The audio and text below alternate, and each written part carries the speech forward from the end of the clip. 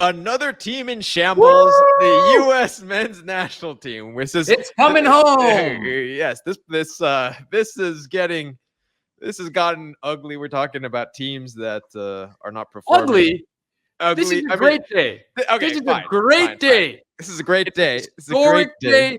It's a great day. It's the beginning of a new future. What did Annie say, Roy? What did Annie say? When is the sun coming out? When is the sun coming out? Oh, the show you used to watch as a child. No, I didn't watch it. Annie, the Movie, orphan. man. It's a movie. Come It's on, a movie. man. Were you a child? Annie said the sun will come out tomorrow. Yes. And tomorrow has arrived, Roy, because Pochettino No, is our manager. Hallelujah. Mauricio Pochettino revealed as the U.S. men's national team manager. He was unveiled in a press conference. And guys, I sat through most of the press conference. It was done in Spanish and English. And well, all I can say is he can't be coming at a better time because the U.S. men's national team had one of the worst international windows probably in the history of the program, I would say. Summers. One of the worst summers. Yeah. Yes. Of course, for those who didn't watch, there was a match against Canada, which we lost, which I know our Canadian viewers were happy about. And there was a match against New Zealand, which maybe we should do a video on New Zealand because New Zealand was able to salvage a draw against us. The Kiwi fans, you can gloat if you were out there. But yeah, and now Mauricio Pochettino comes in. So boys, what do we want to do about this? New Zealand didn't tie us because they're a good team or they played particularly well. They tied us because we are a train wreck. We're an absolute disaster of a team. We're embarrassing. All of these players should be absolutely embarrassed to put on that shirt, go out onto the field and perform the way they did. And if you listen to interviews after the game, I know we talked about this, Rocky, and for you, it's like, oh, I understand why they're feeling this way. I don't. They are representing their national team, and Pulisic comes off and says, I hope Pochettino will come here and help us feel motivated and help us take accountability and help us feel pride and help us fight for each other. That's not what he said. You need a coach to do that. It's not what he said directly, but that is the meaning of what he said. These players don't feel like fighting with each other. And I think your favorite guy, Hercules Gomez, isn't he your favorite, Rocky? He said something along the lines of, when a player falls, Pulisic was getting hacked all game against Canada. When a player falls, normally a united team rushes to that player's defense, gets in the face of the player who's trying to injure him, fights him, pushes him, yells at the ref. You know what happened when that happened to Pulisic? Pulisic laid on the ground. Not a single U.S. player went to help him up. What is this? Are these players, do they like each other? What is this? Do they not fight for each other in this way? Pulisic got hacked all game. Not a single American helped him up. It's embarrassing. But who sets the tone? Who sets the tone? Who builds culture? Who sets the tone for the way the team plays? There's two potential answers to that question. More than two. Both of them, it has to be leadership. And that leadership can come from great managers or great players. But there's a void of leadership. It's not about blaming the individual players. Not every player doesn't have it. Not every player doesn't want to fight, right? That doesn't make any sense. That's not what we're seeing because we saw this same team fight like crazy, dominate Mexico, and dominate the region. But now they don't have it. So what happened? They're different people than they were 2 years ago? No, there's just no leadership on this team. There's a void of leadership, and that void has been filled by a man who specializes in management, who specializes in inspiring and bringing culture to a team, to a program, to a national team. So I am excited about that. I have a question for you guys. Do you think, I was thinking about this, do you think we have the most high-profile manager in the entire world who's coaching a national team? Oof. I was thinking okay, you have Deschamps, I would say yes. I think the answer is yes. I think the answer is yes. Yeah, the U.S. men's national team now has the highest profile manager of any national team in the world. And he's one of the highest paid as well. Yeah, how much does he make? I don't know. No, he's over 6 million.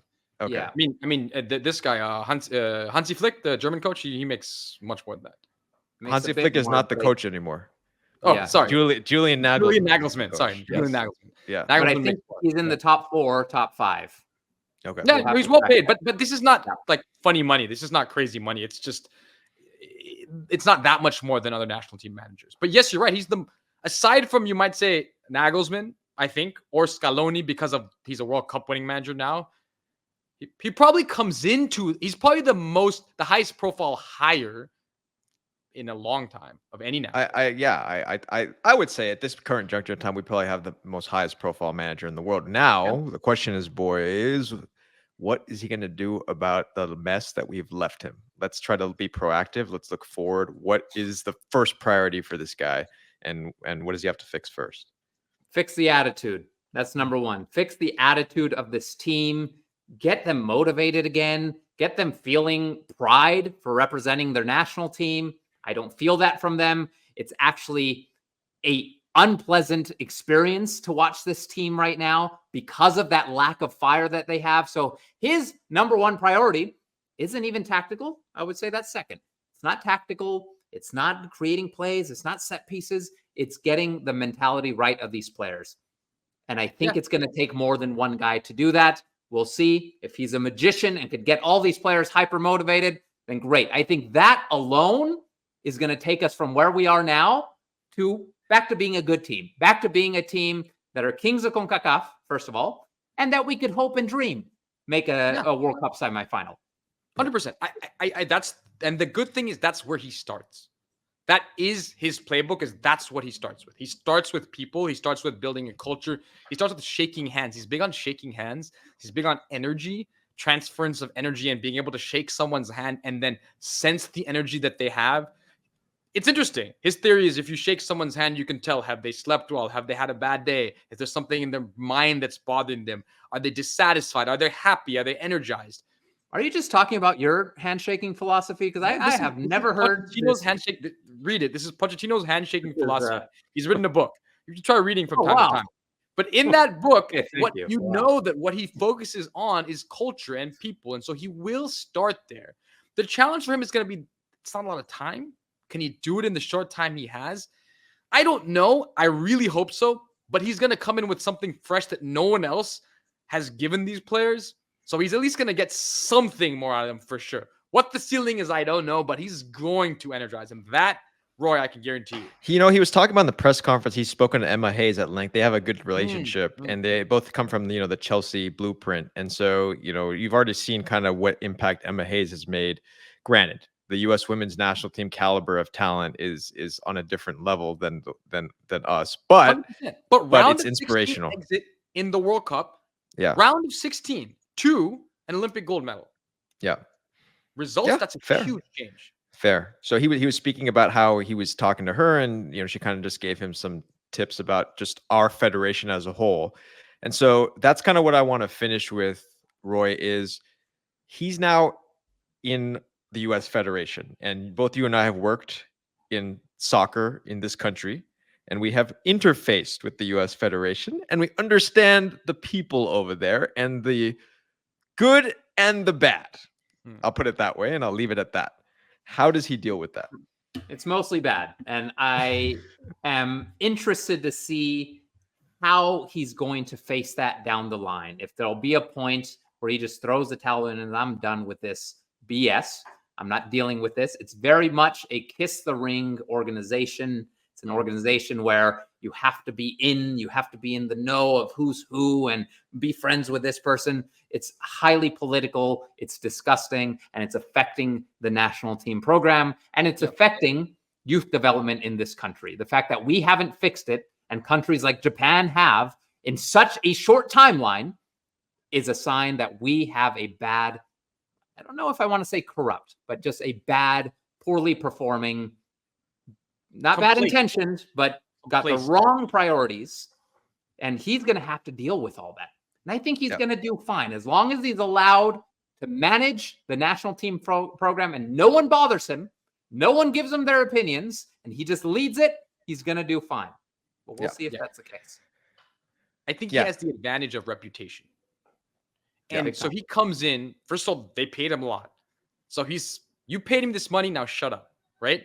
Let me work. And He's going to tell everybody in the U.S. Federation, have you been managed at Chelsea? Have you managed Tottenham in a Champions League final? Have you done that? No. Then I don't care what you have to say. And that's what I hope he does. I really hope he does that, because we should not care about anybody in this federation. We should not care what even the pundits. I don't care what Alexi Lalas has to say, what Taylor Twellman, what Hercules. They never have done anything close to what this man has done in his career. Yeah, So he should just listen to what we have to. He should just listen to what we have to say. That's the only pundits he should. He should let him work. Let him cook. Let him do what he has to do.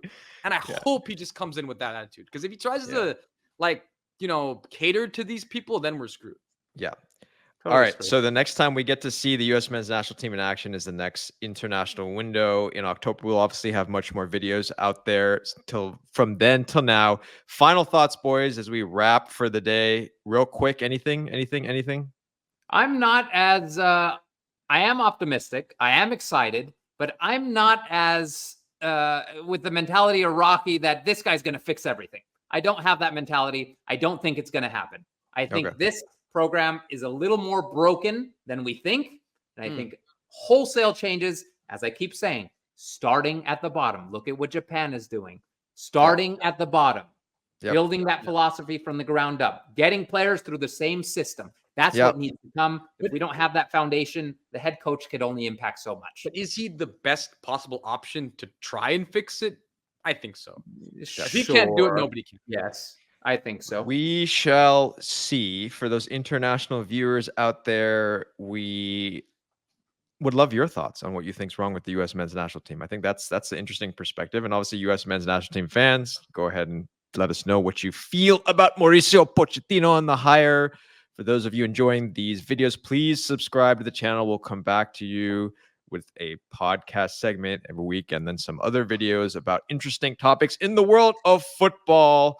I will say, keep watching the beautiful game, and vamos football, vamos soccer, whatever you call it. See y'all next time.